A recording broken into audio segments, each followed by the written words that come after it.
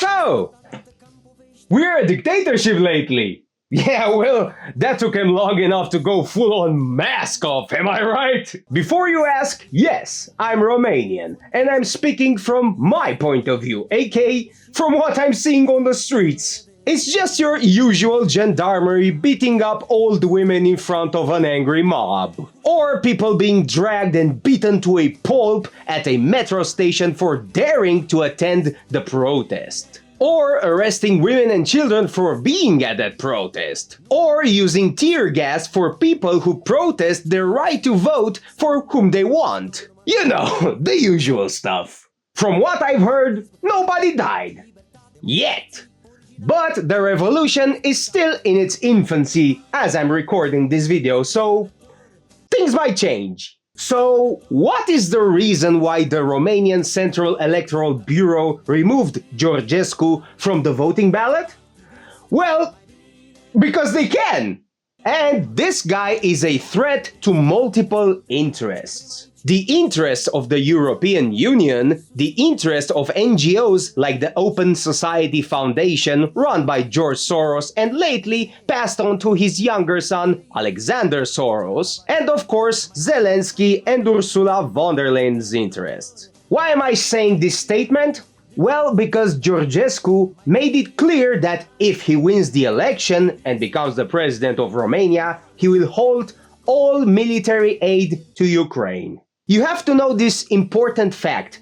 Romania is the key to prevent or to start World War III, because through Romania passes more than 80% of all the military aid to Ukraine, since we share the largest border with them, and no, Moldova doesn't count, because Moldova is not a real country.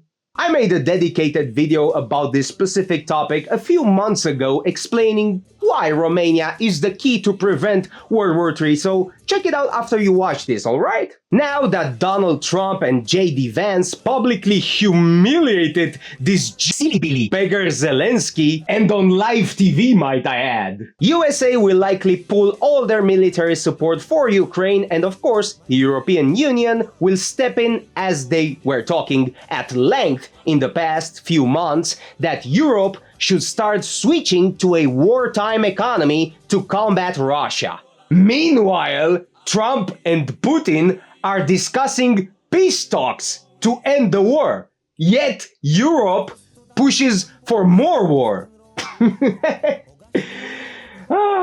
This is what you get when you put women in power. But now back to Romania. You have to realize that our political establishment and parties like PNL, PSD or USR, they are beyond desperate at this point. They will try to do anything just to stay in power and siphon more money from the taxpayers. They are willing to send all Romanian men to the front lines in Ukraine than to give up their power, because they know that the people are sick and tired of them. Anyone, and I mean anyone, you ask on the streets of Bucharest, for example, they will say the same thing in regards to the political establishment. They'll say things that they are either corrupt, incompetent, steal money from the taxpayers, and they want us all dead. Let me explain what I think.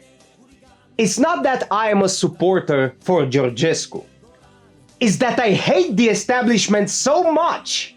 It's damn near impossible not to vote for this guy. Let me explain. The political establishment, the parties PNL, PSD and UDMR, had made a coalition. And guess who they pulled off to represent them? A drunkard named Crin Antonescu, who literally pissed his pants in front of the journalists a few years ago, from being too drunk, obviously. And the media, of course, lately they swept that under the rug. You have to realize how utterly desperate the political establishment is in Romania.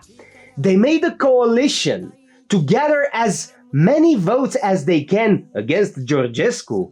Yet, all the polls were overwhelmingly in his favor. I have no doubt in my mind that the Central European government from Brussels ordered our politicians, aka our parasites, to ban him from the voting ballot. Now that they fully cancelled his presidential candidacy with zero reason behind it, might I add, I feel like a revolution. It's almost inevitable at this point.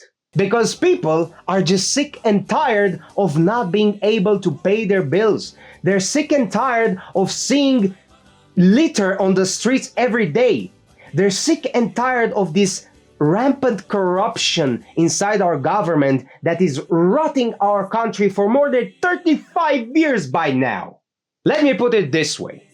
Romania, as well as any democracy in the world, it's in reality an oligarchy. The reason why their voting rights were taken away from them at this point is that this is the first time in Romanian history that we actually had a real choice and a real opposition to the establishment.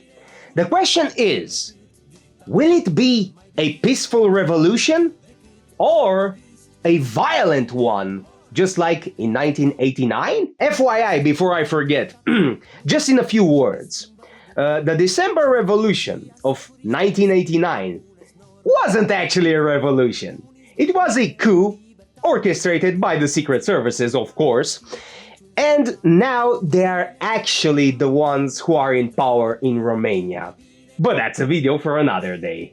So yeah, those were my thoughts about all this debacle. If you liked my style, why don't you watch this video right here? Come on! Come on! It's real good! Subscribe, you silly Billy!